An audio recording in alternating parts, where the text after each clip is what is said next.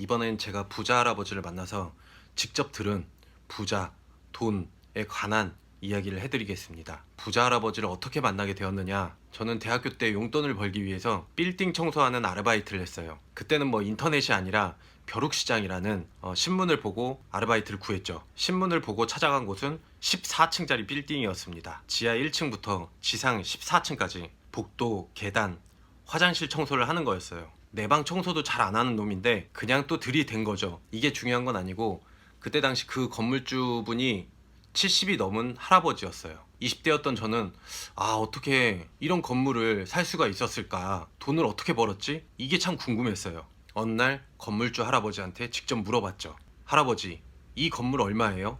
그리고 돈을 어떻게 버신 거예요? 그러니까 이 할아버지가 돈을 아껴 써야 돼. 이런 뻔한 대답을 하시더라고요. 여러분도 이런 대답을 원한 게 아니잖아요. 사업을 해가지고 돈을 팍팍팍 벌은 그 숨은 비법을 알고 싶은 거잖아요. 그래서 다시 물어봤죠. 아니 그런 거 말고 어떻게 돈을 버셨냐고요.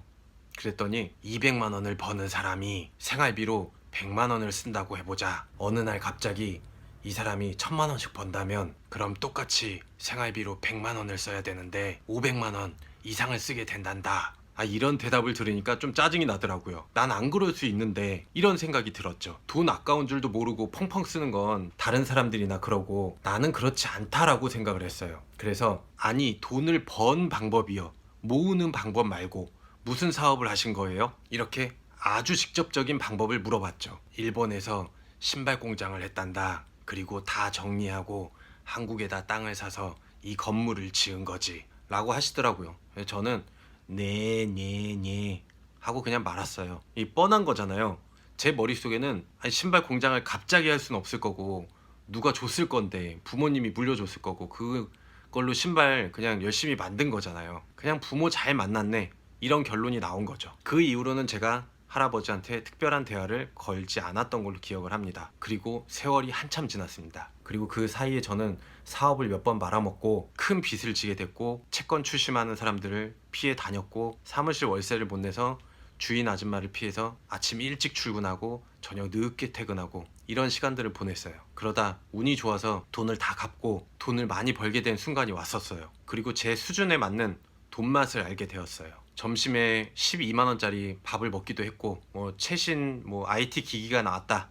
그럼 그것도 사고 라이터는 듀퐁으로 사고 시계 차고 차도 사고 그런 얘기 있잖아요. 옷도 멋있게 입고 다니고 차도 좋은 거 사고 라이터 좋은 거 사고 이렇게 잘 꾸미면 더 높은 클래스의 사람들과 어울리게 되고 일도 더 잘 되고 주문 들어오는 것도 더 큰 금액이 들어온다 이런 얘기들이 있는데 이걸로 제 씀씀이를 합리화시켰던 것 같아요. 해외도 나가고 진짜 부자가 들으면 가소롭겠지만 여튼 전과 다른 삶을 살다 보니까 제 통장이 바닥나는 순간이 오더라고요. 그때 그 할아버지가 떠오르더라고요. 나도 사람이구나. 별반 다른 거 없는 사람이구나. 이 멍청하니까 몸으로 겪어야지 깨닫게 되는 것 같아요. 그때 그 순간을 잊지 않기 위해서 저는 아직도 듀퐁을 갖고 있습니다. 다 녹슬었죠.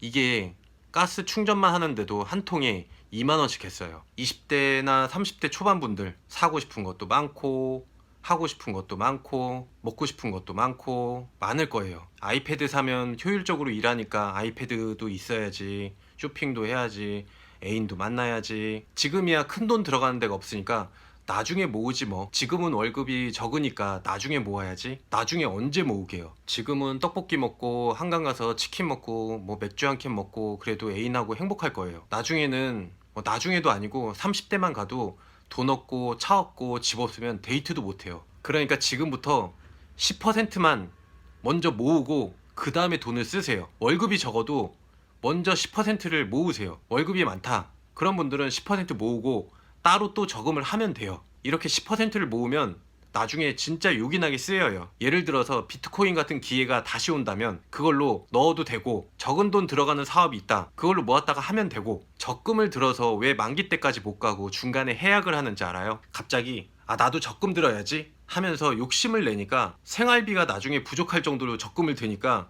이게 중간에 깨는 거예요. 애초에 지키지도 못할 약속이었어요. 제가 10%만 하라는 이유도 그런 이유예요. 미래도 중요한데 현실도 중요해요. 20대에 사고 싶은 거 많고 하고 싶은 거 많아요. 애인도 만나야 되고 알아요. 나도 그랬으니까. 어느 정도 현실적으로 재밌게 살면서 돈도 모아야지 재밌어요. 하고 싶은 거, 갖고 싶은 거 다 참으면서 1년 내내 적금만 들 거예요. 내 주변에 그런 사람도 있긴 있어요. 근데 그거는 별난 사람이에요. 남의 시선 의식하지 않고 정말 티셔츠 몇 장하고 잠바도 거의 안 사요. 그걸로 버티면서 적금 들었어요. 그러니까 월급이 적어도 10%만 먼저 저금하세요. 그리고 나중에 쓰세요. 정리를 하겠습니다.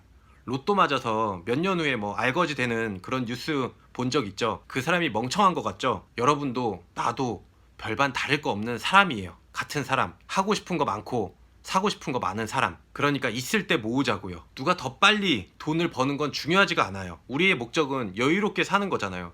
그게 사람마다 나이가 다 달라요. 어떤 사람은 20대에 부자가 된 사람도 있어요. 그건 특별한 능력을 갖고 있는 사람인 거고, 우리처럼 특별한 능력이 없으면 천천히 꾸준히 모아 가야 돼요. 20대에 부자가 됐다고 해서 60대까지 지킬 수 있을 것 같아요? 인생 정말 길어요. 생각보다 너무 길어요. 무슨 일이 일어날지 몰라요. 흔들리지 말아요. 늦더라도 그 목적지에 도착만 하면 돼요.